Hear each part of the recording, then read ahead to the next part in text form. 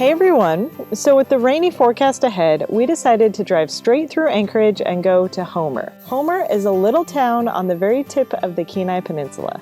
As per our usual style, we decided to stop and stretch our legs along the way. Since Kendrick is training for his 100-mile run, again, we decided to do separate hikes this day because I can't do the things he goes out and does. I am here on the Kenai Peninsula doing the Skyline Traverse. Not gonna lie, beautiful, but kind of stressful. Below tree line, knowing you're in grizzly bear territory. I decided to do a little over a 12-mile run called the Skyline Summit Traverse. This was a point-to-point run up high on a ridgeline that finished with about 5 miles of pretty heinous bushwhacking. The steep uphills are good for taking my mind off bears. Wait, now I'm thinking about bears. This ended up being an incredibly scenic run with great views of the surrounding lakes and the snow-covered volcanoes off in the distance.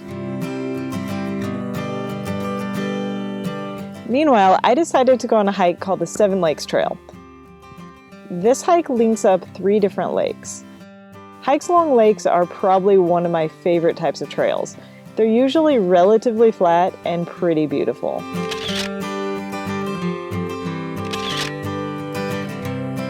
But in the end, the rumor of high bear activity got me paranoid and I ended up turning around and going back a little early.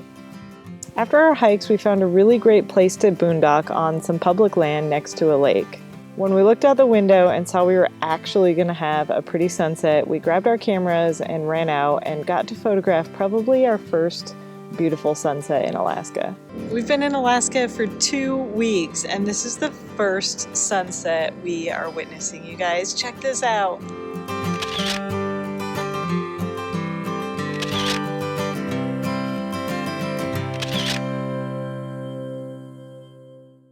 After a few more hours of driving and rolling hills, we finally reached the small port town of Homer. Homer is known as the halibut fishing capital of the world. We were not there to fish for halibut, but we didn't mind eating it. Well, he didn't. One of the most famous land features of Homer is called the Homer Spit. It's a long, skinny strip of land that comes off of the city into the bay. The Homer Spit is lined with a lot of popular restaurants, gift shops, and even tour companies that will take you on tours via boat or even airplane to surrounding areas. Normally, we try to boondock as much as possible to minimize expenses, but there was a handful of campgrounds along the Spit, and we figured why not stay on one of those for the experience. The next day ended up being yet another rainy day. So after spending the entire day in the camper working on our computers, we decided to get out and make the quarter-mile trek to the world-famous Salty Dog Saloon. So everybody's telling us we have to go to the world-famous Salty Dog Saloon, which I'm pretty convinced is just a bar, but we'll see. Can't be all that bad if they have beer.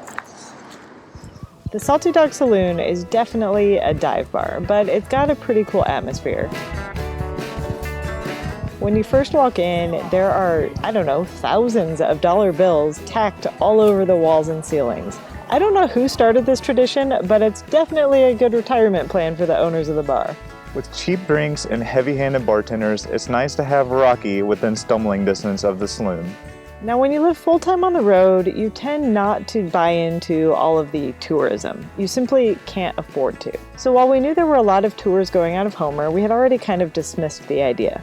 But one thing was nagging at me, and when I went to the bathroom at the Salty Dog Saloon, I had a bathroom epiphany. Always buy the ticket, always take the chance, always make the memories. I then came out and told Kendrick I knew I was going to regret it if we didn't take a tour out to Katmai National Park to see the coastal brown bears. Well, I guess you never know what you're going to find in the bathroom.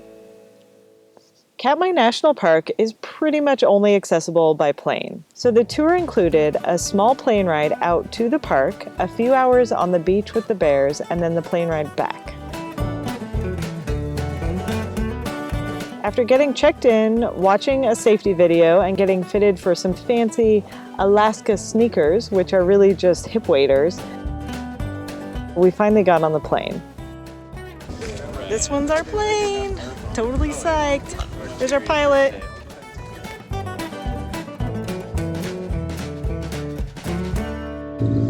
Are you ready for takeoff? I think so. We're in a bathtub with wings. This is really tiny. It's a tiny plane.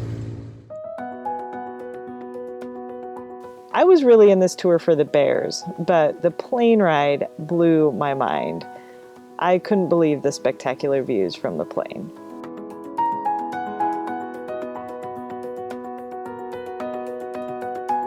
On the flight to Katmai National Park, the pilots took a more inland route and bobbed and weaved through some of the valleys and in between some sheer mountain faces, and made for a pretty spectacular ride.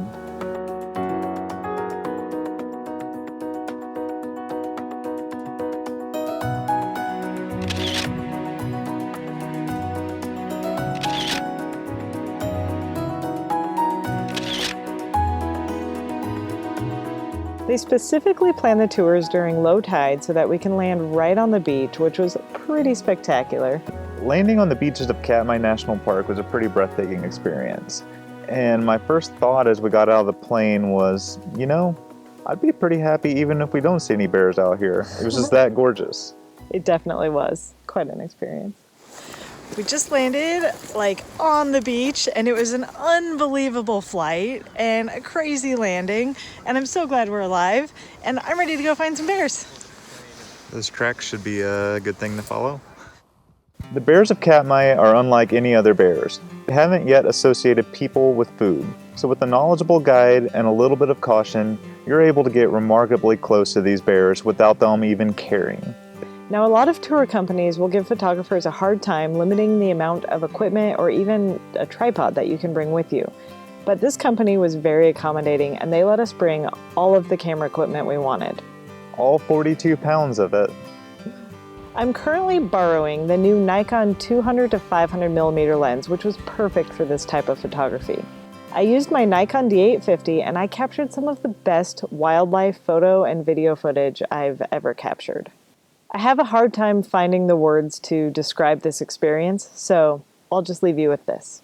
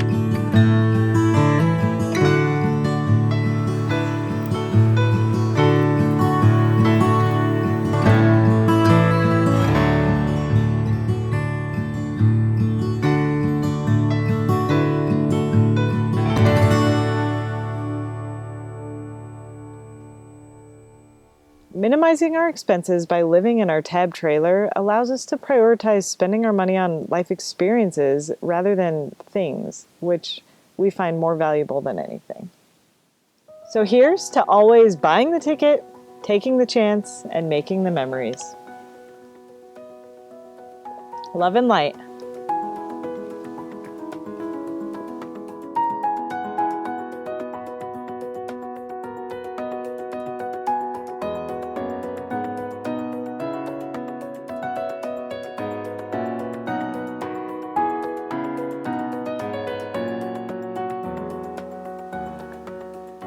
You just killed Alaska's state bird. It was a mosquito.